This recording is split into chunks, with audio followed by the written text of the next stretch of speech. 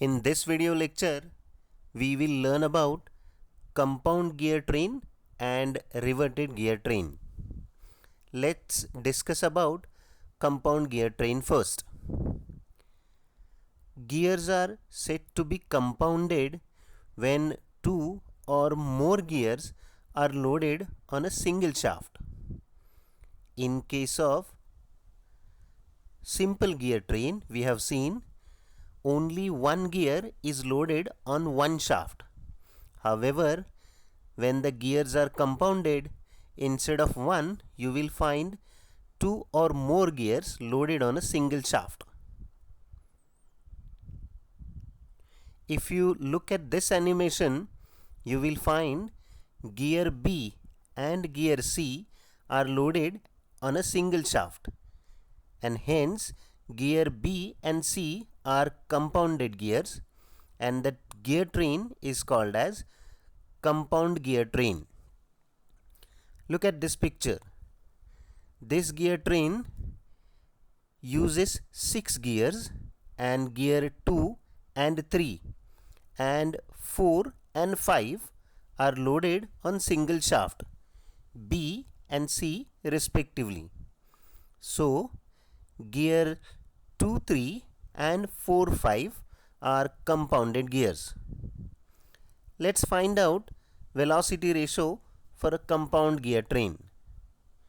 For gear pair 1, 2, using earlier discussion, we can write expression for velocity ratio as N1 upon N2 is equal to T2 upon T1.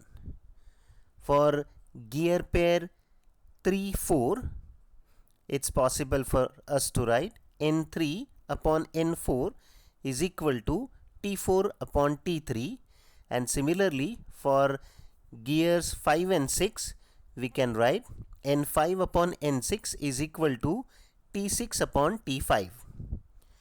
Let's multiply these expressions again. We can write N1 upon N2 into N3 upon N4 into N5 upon N6 is equal to T2 upon T1 into T4 upon T3 into T6 upon T5.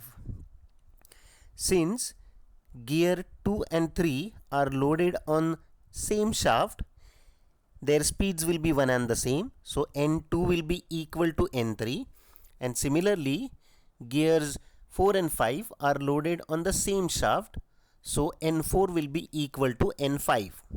Therefore, on left hand side of the expression, N2, N3, N4 and N5 will get cancelled, and we can write N1 upon N6 will be equal to T2 into T4 into T6 upon T1 into T3 into T5. Therefore, in case of compound gear train, the velocity ratio will be speed of first driver upon speed of last driven, that is N1 upon N6, and that is equal to product of number of teeth on driven upon product of number of teeth on drivers. It is to be mentioned here that 2, 4 and 6 are the driven gears, and 1, 3 and 5 are the driver gears. Similarly, train value will be reciprocal of the velocity ratio. So the train value will be ratio of speed of last driven upon speed of first driver. So it will be N6 upon N1, and that will be equal to ratio of product of number of teeth on drivers upon product of number of teeth on driven. Let's now learn about a reverted gear train, the third type of a gear train. In case of reverted gear train, first driver and the last driven are coaxial. Look at this animation and picture. You will see that axis of rotation of gear 1 and gear 4 are one and the same. Since power is to be reverted from gear 1 to gear 4, which are coaxial, we will have to use compound gears. So gear number 2 and 3 are loaded on the same shaft and are compound gears. Since the distance between gears 1, 2 and gears 3, 4 is the same, we can write radius of gear 1 plus radius of gear 2 is equal to radius of gear 3 plus radius of gear 4. So R1 plus R2 will be equal to R3 plus R4.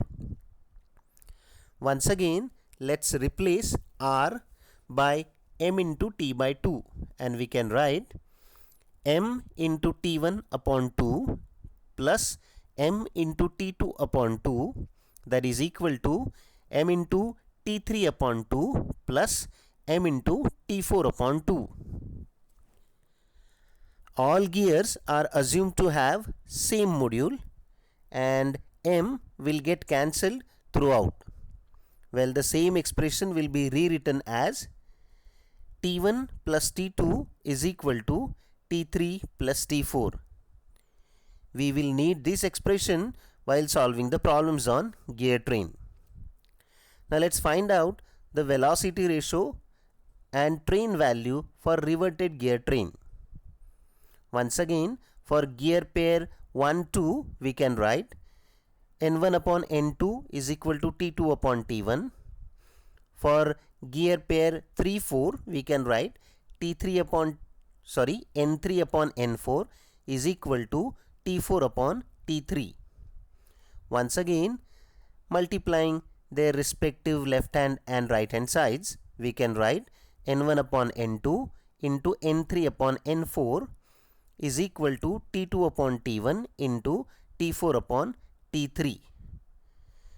Once again, since gear number 2 and 3 are compound gears, their speeds will be one and the same. So N2 and N3 will be one and the same, and in this expression N2 and N3 will get cancelled, and then we will get velocity ratio which is equal to N1 upon N4, and that will be equal to T2 into T4 upon T1 into T3.